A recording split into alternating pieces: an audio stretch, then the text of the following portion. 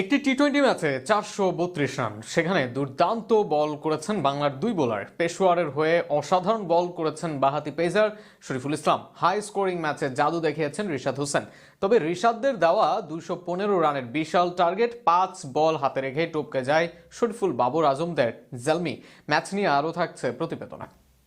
Pakistan super লিগে রীতিমতো run বন্যার ম্যাচে দারুণ বোলিংয়ে নজর কেড়েছেন শরীফুল ইসলাম, আর স্পিন জাদু দেখিয়েছেন রিশাদ হোসেন।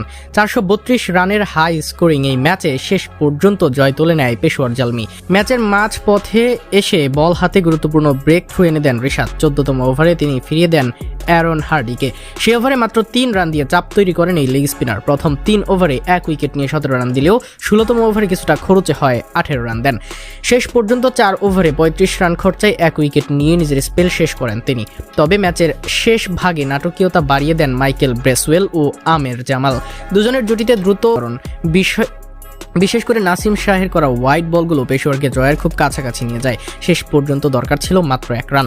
প্রথম বলে বাউন্ডারি হাঁকিয়ে দলকে জয় এনে দেন আমের জামাল। মাত্র 5 বলেই 17 রানের ঝড়ো ইনিংস খেলেন তিনি। অন্যদিকে 17 বলে 35 রান করে অপরাজিত থাকেন ব্রেসওয়েল, যা জয়ের ভিত গড়ে দেয়। 5 বল হাতে রেখেই 5 উইকেটের দাপটে জয় তুলে নেয় পেশোয়ার জালমি। এত বড় রান তাড়া করতে জেতা দলটির জন্য এটি ছিল আত্মবিশ্বাস বাড়ানোর এক জয়। রাওয়ালপিন্ডি পিন্ডিজের হয়ে বোলিংয়ে কিছুটা লড়াই করেন আমজাদ বাট, যিনি নেন 2 উইকেট। এছাড়া একটি করে উইকেট শিকার করেন রিশাদ হোসেন, আসিফ আফ্রিদি ও মোহাম্মদ আমির। সব মিলিয়ে ব্যাট বলের রোমাঞ্চে ভরা এই ম্যাচে শরীফুলের নিয়ন্ত্রিত বোলিং ও রিশাদের গুরুত্বপূর্ণ উইকেট দলকে জয়ের পথে রাখে। আর শেষ দিকে জামাল ব্রেসওয়েলের ঝড়ে